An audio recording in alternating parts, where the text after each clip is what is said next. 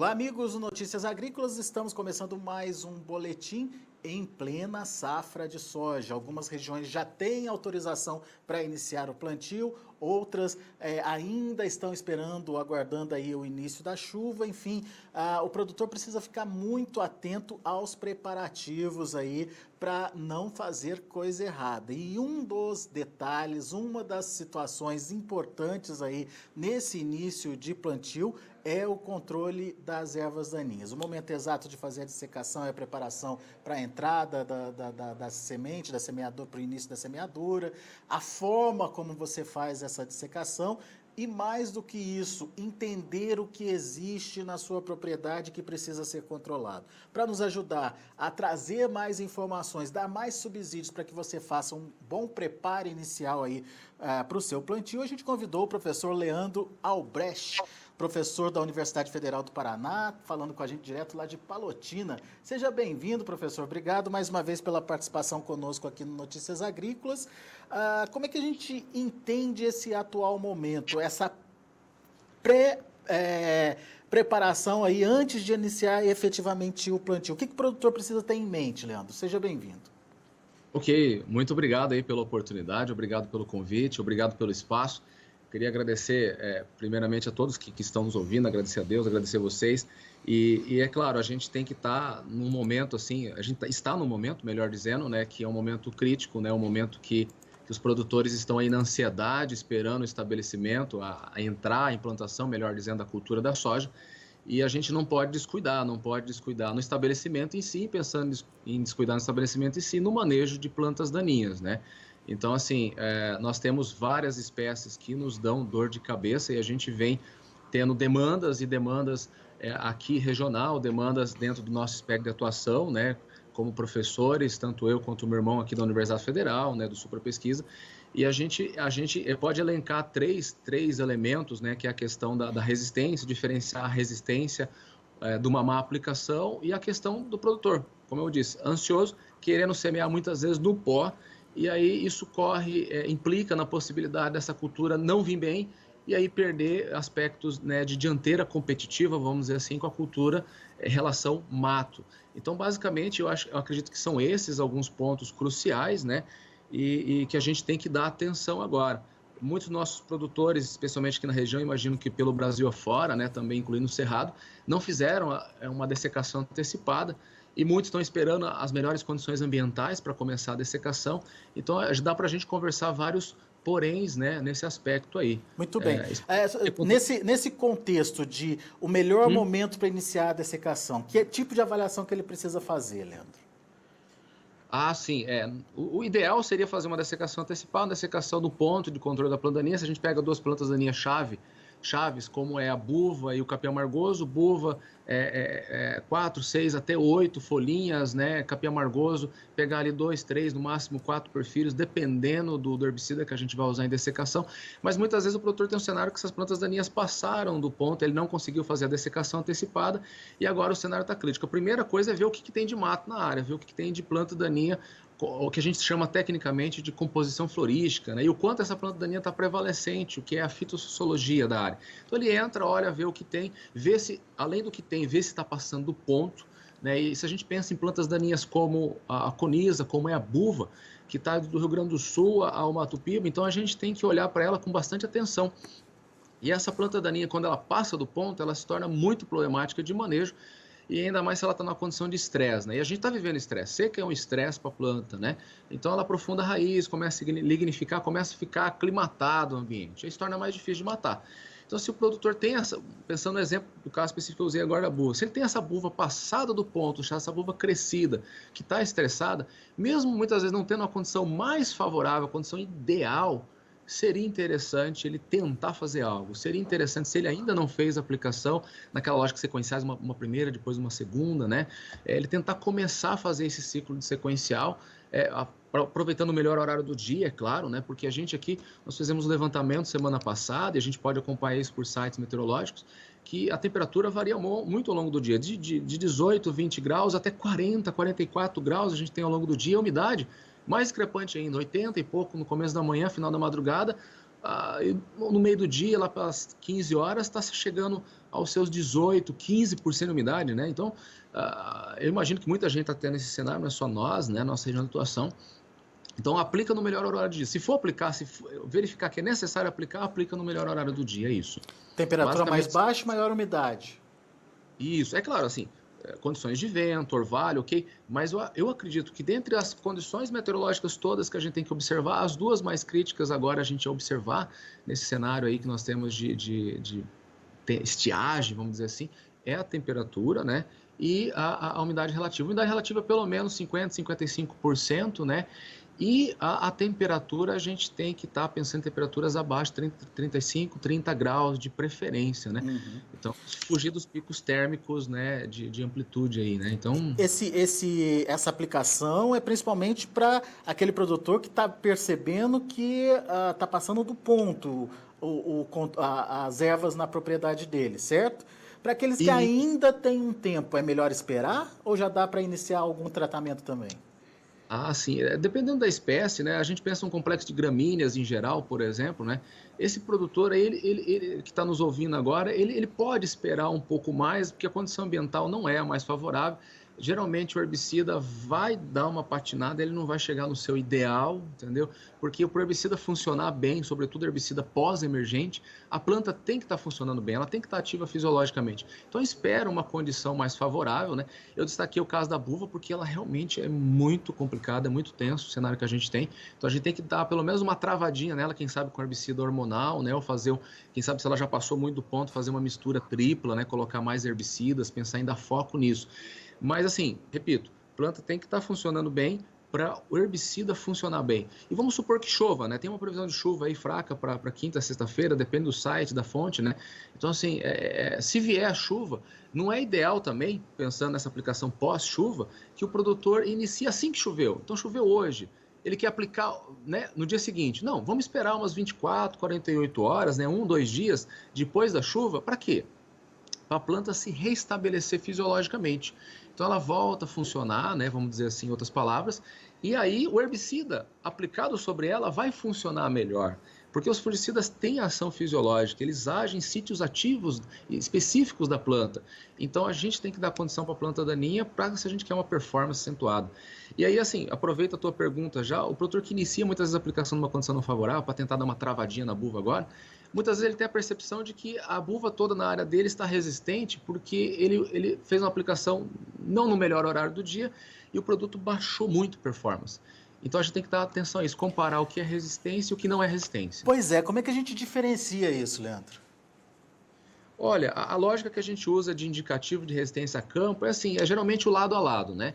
A gente fez uma aplicação, né, e a gente olha as plantas daninhas dentro de uma reboleira, dentro de como ela está distribuída no campo. Olha a distribuição dela no campo, faz um caminhamento, né? E olha, tá uma planta sapecada, uma planta verdinha, verdinha. A gente até postou um vídeo nosso recente, depois o pessoal que está nos assistindo, entre lá no nosso canal no YouTube, professores Alfredo Leandro, né? Mas lado a lado, você tem uma verdinha e uma o quê? Uma torrada, vamos dizer assim, né? Essa que está verde, essa que está ali, que parece que não sentiu nada, ela é um indicativo forte de, vamos dizer assim, resistência. Agora, se o produtor chega no campo e vê tudo mal matado, assim, a área inteira, ele caminhou, observou, né, ele com seu engenheiro agrônomo de preferência, olha ali, vê tudo meio sapecado, mal, entre aspas, mal matado, né? Então, há uma possibilidade que não seja ali resistência de fato, e sim uma condição de aplicação, que nem eu falei, aplicou acima da temperatura, abaixo da umidade relativa, e aí o produto, que era para ter uma performance, que ele precisa da fisiologia, ele não teve as condições, né, mais próximas do que seria o ideal, e aí ele patinou, ele falhou na sua ação. Então a gente tem muito produtor, principalmente falando de alguns auxínicos, falando de alguns produtos de contato aqui na região, ele vem para nós e fala, não está funcionando, não está performando. Mas aí a gente começa a conversar, peraí, que hora do dia você aplicou? Com que umidade, né? Com que temperatura? E aí vem o detalhe, volume de cauda. Que volume de cauda você usou? Muitas vezes a pessoa numa condição extrema, de alta temperatura, baixa umidade, usa um baixíssimo volume de cauda ainda, né? E aí realmente é pedir para dar errado, né? A gente realmente corre esse risco, né? Nós que trabalhamos no setor produtivo temos que dar atenção, temos que procurar fazer o manejo certo, na hora certa e do jeito certo, né? A gente tem, inclusive, uma imagem aqui que ilustra isso bem que você falou aí. Uma planta do lado da outra, uma verdinha e a outra bem dessecada. Vamos colocar a imagem aqui? Perfeito. Vamos lá. É isso que o produtor tem que observar, certo, Leandro? Isso, esse lado a lado, a planta de baixo ali que está verdinha é aquela planta que é sobrevivente, vamos dizer, a planta que é resistente, né? A planta que levou a pancada do herbicida em cima dela e está ali, parece que não sofreu nada, passaram até o adubo foliar em cima dela, né? Agora de cima na imagem é aquela planta que realmente, a planta que sentiu, né? Que sentiu o baque, que torrou, que foi dessecada, né? Que é o que o produtor quer. Mas ali essa imagem ilustra muito bem, obrigado por ter colocado ela, ilustra muito bem um cenário de indicativo de resistência no campo. Inclusive essa imagem está no nosso informativo, ele pode ser acessado pelas mídias nossas sociais, pelo Facebook, Instagram, LinkedIn, né? Mas obrigado por até ilustrar essa questão, é muito importante que o produtor esteja atento a essa imagem a campo. Agora, essa questão da resistência é um problema, hein, professor? A que nível nós estamos chegando? Inclusive produtos teoricamente novos começam a ter esse problema já? A gente nota assim que, não digo, às vezes produtos novos, mas moléculas que estão antigas, mas que vinham sendo posicionadas, né? E bem posicionadas, né? Existe até um padrão regional que a gente tinha, por exemplo, de aplicações que envolviam sequenciais. Primeira aplicação glifosato 2,4-D, uma segunda com paraquat, sempre funcionou bem, vamos dizer assim. Essa imagem que você inclusive ilustrou é um exemplo de um herbicida, que é o paraquat, que ele matou a suscetível e ficou ali resistente a campo. Então, assim, a gente, ok, o manejo de buva não é de longínquo período, a gente vem assim, pós-geração RR, principalmente, sofrendo com essa plandaninha, mas a insistência do uso do produto, ou seja, sempre faz o uso do mesmo produto, né? Faz o que é uma pressão de seleção, mata os fracos e fica só os fortes. E aconteceu isso com o paraquat, aconteceu isso com 2,4-D, que era um produto fantástico, até pelo custo dele também, que entrava na primeira, um hormonal, residual curto, né? Então, assim, era um produto fantástico e que o produtor, a campo, na nossa região, e não só aqui, sul do MS, outras regiões do país, vem observando o que a gente tecnicamente chama de hipersensibilidade, que é uma reação de resistência, vamos dizer, da buva ao 2,4-D, que se expressa no que coloquialmente, vamos dizer assim, comumente a gente chama de rápida necrose, que é um efeito assim rapidíssimo, né, de hipersensibilidade, onde a planta, em vez de travar, de dar aquele brochamento, de dar aquela trava fisiológica, aquela epinastia, que é visual para o produtor, ela faz o quê? Ela fica ali necrosada, o produto não transloca, não circula, não trava a planta. A gente tem essa imagem, inclusive, aqui também, que faz parte desse informativo, e a gente já está vendo aqui. Ela dá a impressão que vai morrer, mas não morreu, é isso, Leandro? Sim, como ela dá uma sapecada, muitas vezes o produtor nosso, o nosso amigo, ele vai a campo, né? Talvez você que esteja nos ouvindo nesse período aí, veja isso a campo, vai lá e acha que é uma coisa boa até, né? Porque tá dando uma sapecada, uma queimada, né? Parece um produto de contato até, mas não se engane, né? Realmente o produto perdeu a sua ação fisiológica, né? Ele é um produto hormonal, ele devia desequilibrar, ele devia dar uma amarelada, uma epinastia, uma dobrada na planta, ele não fez isso, né? Ele não preparou a planta para a segunda na sequencial. E a gente vê muito isso no campo. E isso engana muito, sobretudo quando o produtor coloca um glifosato, um 2,4-D e um outro produto que seja de contato. Aí o produtor acha que está performando, né? Mas o 2,4-D não faz o efeito que ele deveria fazer. Eventualmente ele dá até uma epinastia, como pode ser vista nessa imagem que está sendo ilustrada aí para você que nos assiste. Mas boa parte dele ficou ali compartimentalizada, criando essa queima na folha. E ele não translocou bonito, entendeu? Não fez o seu efeito. Então isso é preocupante. Se o produtor tem isso na sua área, e geralmente a gente vem observando alta frequência disso na nossa região de atuação, é sinal de que o produto não vai entregar aquilo que o produtor quer. Isso é dor de cabeça, isso é prejuízo, porque nesse cenário de seca que a gente vem vivendo, com a iminência de ter uma segunda aplicação já para entrar com a soja, e a segunda aplicação, considerando essa 2,4-D que não funcionou, também não vai entregar direito, porque uma complementa a outra. Vai sobrar para dentro da soja. E sobrou dentro da soja, a vida é muito mais difícil lá dentro. E nós temos poucas opções de herbicidas, no caso para buva, né? E se essa buva sobrevivente ficar ali, não for travada dentro da soja depois também, ela vai nos roubar muito dinheiro. E eu lembro sempre uma outra oportunidade que a gente teve aqui conversando, eu lembro que eu destaquei isso. Uma planta de buva por metro quadrado, na média da lavoura, leva a perdas de 14% do rendimento da lavoura. Então isso é uma Hilux a cada 300 hectares, isso é muito dinheiro. A gente não pode dar bobeira agora na dessecação. Agora, a reação imediata do produtor ao ver uma cena dessa ou entender o que está acontecendo com a planta é tentar minimizar os prejuízos e, enfim, e toma atitudes erradas. O que seria a atitude errada, o que seria a atitude certa nesse momento, Leandro?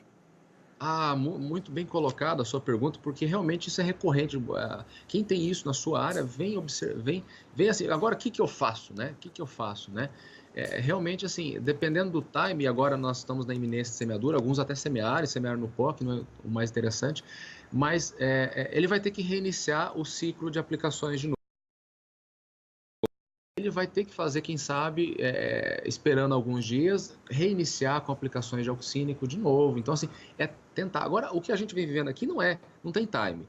Então, muitas vezes ele vai substituir por um outro herbicida hormonal, e esse herbicida hormonal vai dar 15, 20 dias de residual, vamos dizer, que é aquela fita indesejável, né? Aquele carry-over. Então, vai dar isso, e isso vai comprometer a soja. Então, ele não pode fazer mais o hormonal. Ele tem que fazer o quê? Entrar com outro produto. Quais são esses outros produtos, né? Geralmente, a gente tem opções. E que opções são essas, né? A gente tem, por exemplo, alguns herbicidas como o safenacil, sempre associado com glifosato, tem glufosinate, né? Sobretudo esses herbicidas em área que nós temos resistência ao paraquat também, eles são grandes opções. Então, nós temos outros herbicidas, mas aí vem aquela história, né? Realmente, depois que deu essa baqueada e não funcionou o 2,4-D, o produtor que está nos ouvindo aí, ele pode ter certeza que realmente vai sobrar alguma coisa, porque tudo que vem daqui para frente é paliativo.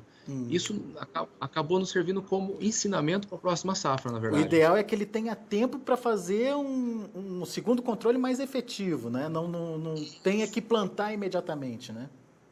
Isso seria o ideal. Se o produtor tiver tempo para isso, né? É interessante que ele reinicie os ciclos de dessecação novamente. Mas se eu pensar, por exemplo, aqui em Palotina, aqui no estado do Paraná, o vaso sanitário dia 10, né, o produtor semeia hoje, né, já daria para ter soja emergida no campo, então muita gente semeou no pó, muita gente vai semear essa semana, né, então realmente está na iminência. Não dá para reiniciar o ciclo com auxínico de novo, pensando no produtor em semear aí com menos de 15 dias, né? Ele tem que dar esse tempo. E detalhe, eu posso aproveitar essa oportunidade até destacar uma questão da semeadura no pó. Muito importante, você produtor que está ouvindo, a questão deixar claro aqui Notícias Agrícolas, que é o quê? Você que usou auxínico, né, independente de ser 7, 10 dias, como é o 2,4-D, ou outro que seja de 15 até 30 dias de carry-over, de residual, aquele efeito de solo, que é o auxínico, você que sabe bem desses produtos, sabe que esse produto tem efeito de solo, atenção, não semeie antes de chover, porque a gente precisa ter uma chuva que chegue ao solo para colocar esse produto em solução, para ele descer no perfil, para ele começar a se degradar, a decompor. Por quê? Nós tivemos experiência da safra 17 e 18 que o produtor aplicou 2,4-D, que tem um dos menores períodos aí que antecede a semeadura, 7 a 10 dias, né? Ele fez a aplicação do 2,4-D e semeou no pó, isso com 14, 15 dias ou mais, e teve efeito de carry-over na área dele. Esse efeito foi visual para o produtor, com sintoma de patinha de rã. As folhas de baixo da soja, elas engruvinhavam, elas encarquilhavam levemente. Então, esse efeito pode dar prejuízo na tua soja, sim. Então, assim, você que nos ouve nessa manhã, produtor, esteja atento. Se você aplicou auxínico e não choveu ainda nessa tua área, depois da dessecação, espera chover para entrar com a soja. Senão esse produto vai dar pau na tua soja. Então, muita atenção. Independente do auxínico, né? A gente tem que cuidar, sim, tem que ter uma chuvinha, não semear no pó. Muito bem. No informativo tem algumas dicas aqui para preparar o caminho para a soja. Aliás, algumas não, são várias dicas. Eu vou passar por algumas aqui só para a gente dar uma explicada rápida e depois, enfim, quem tiver mais dúvida, quem tiver querendo conhecer mais detalhes, a gente vai disponibilizar também os links aí para você acessar o informativo.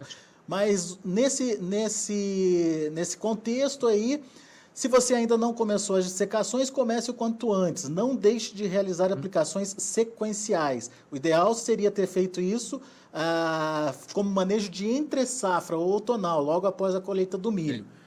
Ter começado lá atrás, então. Sim, o ideal seria...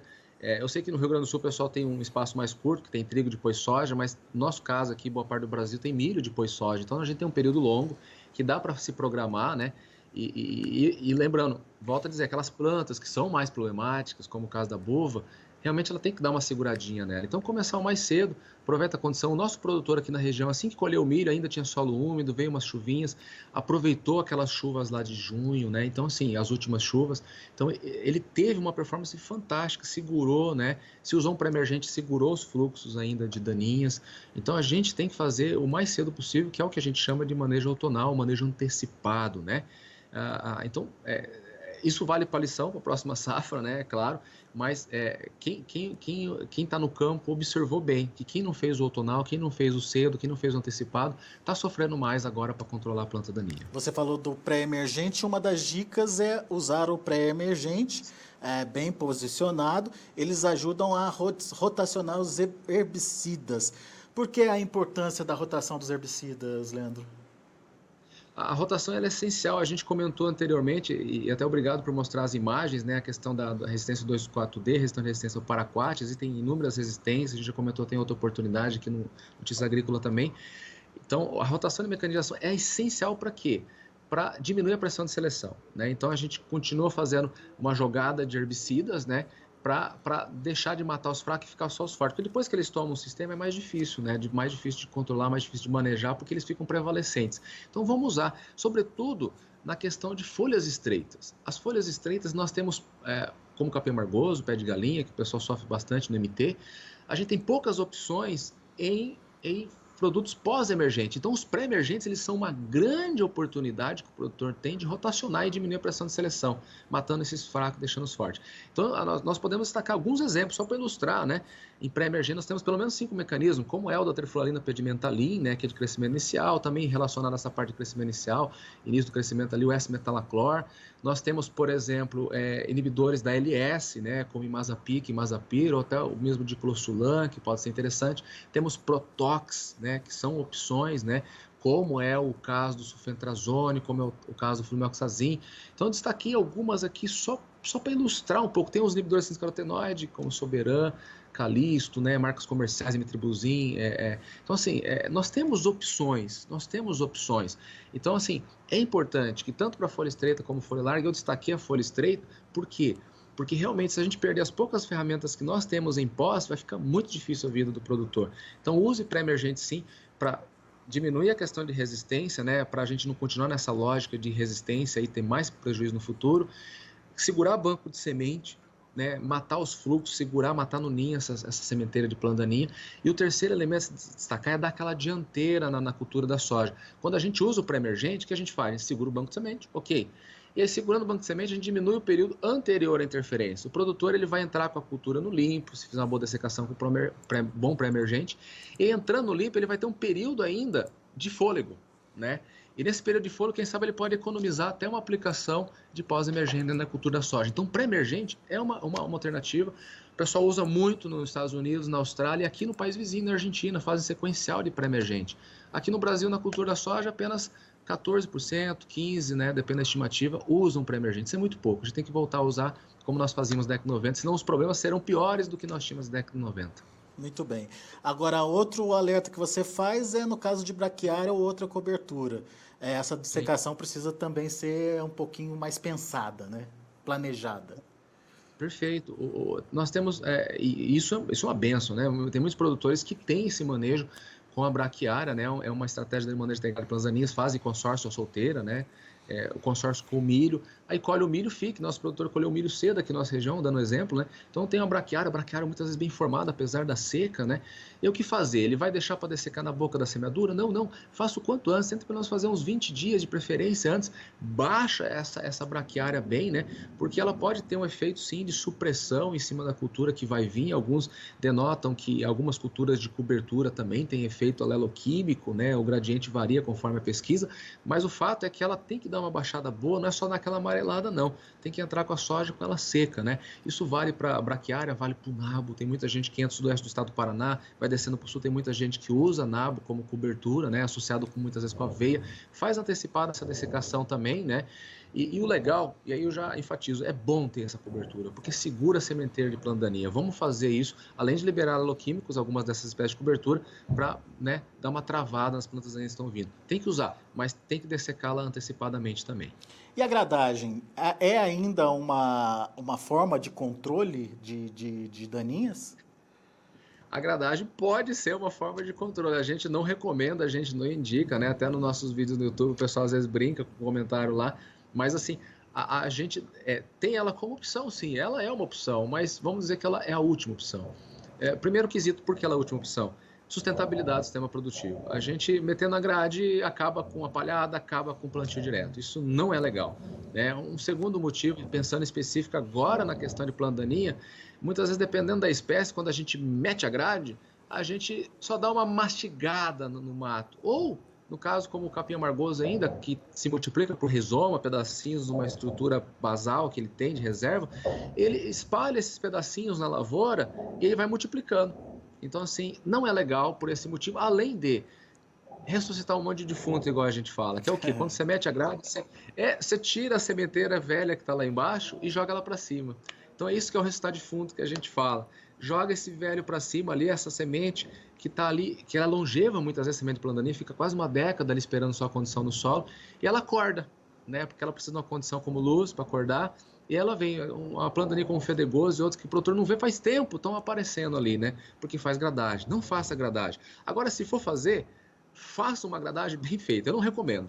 Mas se for fazer, faça bem feita, né? Não faça uma gradagem única, já aproveita para mobilizar o solo, quem sabe incorporar um calcário, quebrar a camada compactada, e aí já faz uma primeira gradagem, aplica, quem sabe, uma triflalina, né? Um velho produto da década de 90, antes, na verdade mesmo, mas nós usávamos muito na década de 90 para segurar a folha estreita em geral, vai segurar o capim amargoso, faz uma segunda gradagem, porque ele é um produto típico, PPI, para plantio incorporado, vai ficar legal, em termos de planta daninha, Mas mas em termos de último caso. Último caso, certeza. Muito bem. Para finalizar, aquela importante dica de utilização de semente certificada, no caso da soja. Ela precisa ter um bom vigor para se estabelecer rapidamente, abafar logo as daninhas, enfim. É preciso você trabalhar com um produto de qualidade também, né, Leandro? Não só no controle, como também na germinação, né? Perfeito. Não, essa é uma coisa essencial. Até assim, uma coisa que a gente tem que apelar para quem está nos ouvindo agora. Esse momento é um momento que a gente pode até fazer essa apelação, né? O produtor procura uma semente boa, semente com alto vigor, uma semente certificada, faça um bom tratamento de sementes, use inoculante, faça a reinoculação colocando o bradyrhizobia, a co-inoculação usando, quem sabe, azospirilo ou outras fontes, alguns estão usando bacilo, ergospirilo e outros, mas use um bom tratamento de semente. Vamos dar todas as condições, além da dessecação que faz a área ficar no limpo, vamos dizer assim, um bom pré-emergente para dar aquela dianteira também. Usa uma boa semente, estabelece bem, não planta no pó, né? Para que essa cultura tenha condições de vir bem. Por quê? Olha o detalhe, grave bem isso, você que está me ouvindo. O melhor controle para planta daninha é a própria cultura. Se a cultura fecha no limpo, nós, entre aspas, estamos salvos, vamos dizer assim. Então a gente tem que dar condições para que essa cultura feche logo e feche no limpo. Né? Nós tivemos regiões do Brasil que, nessa passada, exemplo da nossa, a cultura não fechou tão bem porque veio seca, veio um monte de mato depois. O que acontece quando a cultura não fecha bem é que nós chamamos que aumenta o período total de prevenção e interferência. E aumentando o período total de prevenção e interferência, aumenta o período crítico de prevenção e interferência. Aquele período que a gente tem que ficar entrando com herbicida e a gente corre mais risco de perder com isso, além de ter custo maior. Então, faça uma boa semeadura, plante na condição favorável, espere as condições ambientais, use uma boa semente, um bom TS, né, um TSI de preferência, e aí instale essa cultura, dê condições para que ela tenha um arranque, seja um material vigoroso, grupo de maturação adequado da região, feche bem, e aí a gente se livra desse mato, porque mato é dor de cabeça, e vai bater a carteira nossa mesmo. Então, assim, essa colocação, eu acho que de todas que a gente fez hoje aqui, talvez seja a mais importante, sabia? Então, estejam atentos a isso, por favor, né? Esse é um apelo que eu faço aqui no final, né? E tem uma pergunta aqui do Jovelino Rezende, ele é de Campo Grande, lá no Mato Grosso do Sul. No caso da Braquiária rosiziense, quantos dias antes do plantio deve fazer a dissecação? Olha, o ideal seria pelo menos 15 dias, pensando na Braquiária rosiziense, né? Isso, é claro, vai variar conforme a condição ambiental, né? Mas não deixe para fazer uma semana antes ou no aplique plante, não faça isso. Né? Faça com uma certa antecipação, pelo menos 15 dias, né? Algumas braquiárias, como a brisanta, por terem volume, né? Torcerarem mais, né? Tomarem mais o ambiente, essa planta tem que ser manejada de forma mais antecipada até. Então, assim, vamos tentar fazer pelo menos 2 semanas antes. A braquiária rosense ela é um pouco mais fácil de matar do que outras braquiárias, né? Inclusive, esse é um dos motivos que a gente escolhe mais ela comparativamente a outras culturas de cobertura, entre elas outras braquiárias, porque ela é mais fácil de eliminar, de matar. Aplicações com doses altas de glifosato têm uma boa performance em geral para ela, desde que tenha uma condição ambiental favorável, porque o glifosato é um produto que tem lenta performance, né? Dependendo da formulação, ele demora de 1 até 6 horas para ser absorvido e começar a translocar. Então, ele vai demorar para ser absorvido e translocar, e daí ele vai matar devagarinho essa braquiária. Então, vamos dar 2 semanas para a gente entrar com a soja. A braquiária é uma concorrente agressiva aí para a soja? Se nós tivermos condição dela estar ali ainda tirando alguma coisa, né? Mas é mais o efeito de supressão que ela dá, Tá. além de supostamente, segundo algumas pesquisas indicam, liberar aleloquímicos. Aleloquímicos são como se fosse bioherbicidas, entendeu? A planta libera no ambiente uma planta daninha, por exemplo, uma planta de cobertura com a braquiária, para inibir a concorrente. Quem é a concorrente no caso? A soja, né? Então, a gente, quanto mais tempo fica mais perto da boca da semeadura, mais tempo ela pode liberar substâncias. Isso vale para coberturas em geral. Muito bom. Meu caro, mais uma vez, muito obrigado pela sua participação aqui conosco. Vamos passar o seu endereço do YouTube lá para o pessoal ver os vídeos, que tem de novidade por lá. Passa para a gente. Perfeito. Eu até vou pedir para você colocar o link aí depois também, se possível, né, na notícia ali. E o nosso canal no YouTube é Professores Alfredo e Leandro Albrecht. Se vocês digitarem na busca do YouTube apenas Professores Alfredo e Leandro, já vai aparecer o link ali. Tem um logo, né, esse logo aqui do Supra Pesquisa. Então vai aparecer esse logo lá do nosso grupo de pesquisa aqui na Universidade Federal do Paraná. Então vai aparecer o logo lá, entra lá, acompanhe nossos vídeos, né? Ative a notificação, se inscreva lá, né? Dê comentários, gere demanda para nós, porque a gente realmente tem que ser motivado, tem que ser inquirido, né? Para a gente realmente trazer aquilo que é solução para o produtor, para você que nos ouve, porque a informação precisa chegar onde é necessário ela chegar onde ela precisa, onde ela é importante, quem você que nos ouve. Então, gere demanda para nós, entre nossas mídias sociais também, no Instagram, no Facebook, né? Sejam nossos pessoais, né? Leandro e Alfredo, meu irmão, assim como do Supra Pesquisa. E eu agradeço, aproveito também para finalizando aqui até a minha fala, agradecer muito mais essa oportunidade, agradecer os colegas parceiros, seja aqui da universidade, das cooperativas da região que nos dão o maior apoio, e destaco em especial a cooperativa Cevale, na pessoa do Enoir Pelizaro, né, que nos apoia muito aqui na região, nas nossas pesquisas, né, o Agarac, todos os parceiros que nós temos. Muito obrigado a Notícias Agrícolas e que Deus abençoe a você, a produtor, que nós tenhamos uma excelente safra esse ano. Muito obrigado. Tá vindo aí, hein? Safra tá prontinha para ser plantada. Só estamos esperando a chuva, hein, Leandro? Deus abençoe que elas venham e não faltem, né? Não isso faltem. Aí. Meu caro, um abraço e obrigado mais uma vez pela participação. Abração, valeu, fica com Deus, até mais, até uma próxima. Até. Tá aí então, Leandro Albrecht, professor da Universidade Federal do Paraná, conversando aqui com a gente no Notícias Agrícolas, dando dicas importantes para esse início de safra, principalmente na sua organização aí para controle efetivo de plantas daninhas, tá certo? Daqui a pouco a gente volta com outras informações e mais destaques. Continue com a gente.